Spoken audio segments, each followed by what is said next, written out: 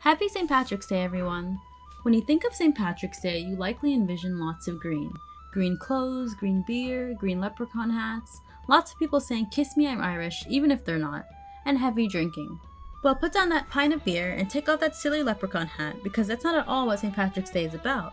Now, if you didn't think in stereotypes, you might have instead thought about snakes overrunning Ireland and St. Patrick banishing them, which is weird and definitely didn't happen. Why is this story taught? Well, I'm going to address that later in today's video, the history of St. Patrick's Day. But before we begin, hit that like and subscribe button and you'll be gifted a lifetime of luck.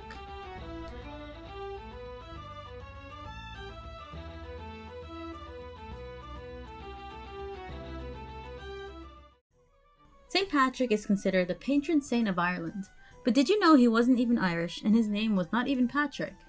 St. Patrick was born Maewyn Succat in the late 300 AD in a town in Roman Britain. Maewyn later changed his name to Patricius, but he had several names throughout his life. Despite Patrick's father being a deacon in the early Christian church, Patrick wasn't very devout. That is until the age of 16, when he was captured by Irish pirates and enslaved for 6 years as a shepherd. This is when he decided to convert to Christianity. He was enslaved in northeastern Ireland. Patrick learned the Irish language and culture before escaping back to Britain, but unfortunately he was captured again, but this time by the French. Can't say St. Patrick is very lucky. He was held in France, which is where he learned about monasticism, before he was released and sent back to Britain. In Britain, he continued to study Christianity well into his 20s. Eventually, Patrick said he had a vision that told him to bring Christianity to the Irish people, who at the time were predominantly Druids and Pagans. So Patrick returned to Ireland on a mission to convert the Pagans. But when Patrick returned, his preaching of Christianity was not welcomed. As usual, the Pagans just wanted to be left alone. But as history will tell, they won't be. They definitely won't be left alone. Patrick was ambitious, but he knew he had to start small, so he left Ireland and landed on some small islands off the coast. There he began to gain followers, which eventually allowed him to return to the mainland to spread Christianity. During this time, Patrick baptized thousands of people, believed to be around 100,000. He ordained new priests, guided women to nunhood, converted the sons of kings in the region, and even aided in the formation of 300 churches.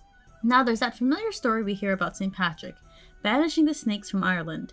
It began as a tale of Patrick sitting on top of a hill during his 40-day fast, when snakes began attacking him, but he managed to banish them all to the sea. But based on fossil records, this isn't true because, well, there wasn't even any snakes on the island to begin with. However, the story of snakes does sound more akin to a biblical story. A symbolic biblical story, perhaps the snakes were intended to be a representation of temptation overcome by St. Patrick. But the only thing St. Patrick was trying to drive out was paganism. Fortunately, he didn't actually banish pagans as the old tale states. The snakes were not a metaphor for pagans.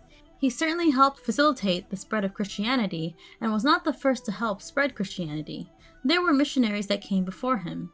Although one could argue that removal and replacement of the religions and culture of more vulnerable minority groups is a form of violence. So Patrick was successful in aiding the transition of paganism to Christianity in Ireland. Patrick incorporated pagan practices with Christianity as well, which only aided conversion tactics.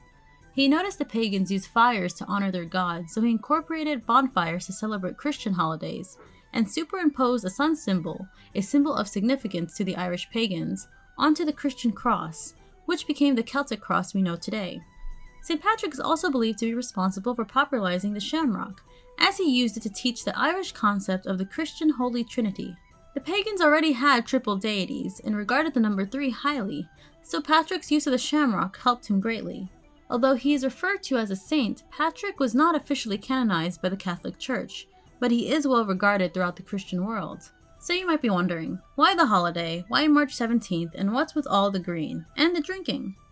Well, St. Patrick's Day started as a religious celebration in the 17th century to commemorate the life of St. Patrick and the arrival of Christianity in Ireland.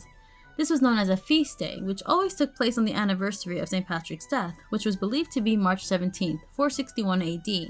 In the early 18th century, Irish immigrants brought the tradition over to the American colonies, and it was there that St. Patrick became the symbol of Irish heritage and culture that he is today.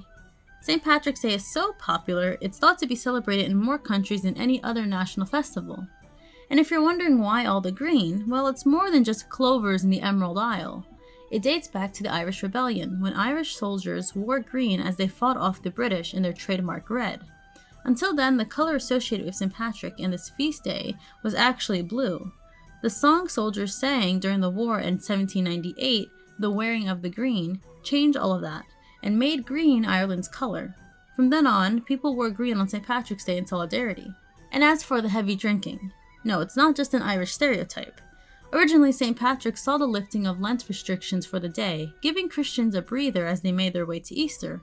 They could eat and drink as much as they pleased, but pubs in Ireland were forced to shut down, by law, for the holiday, until later in the 20th century, and drinking alcohol on St. Patrick's Day was greatly frowned upon until the 1970s. But 10 years later, in the 1980s, and a marketing push by Budweiser would convince people they should drink on St. Patrick's Day. Well, now you know the history of St. Patrick's Day. Let me know, did you learn anything new? And how will you be celebrating St. Patrick's Day? Let me know in the comments below, and thank you so much for watching. Have a lucky day, everyone.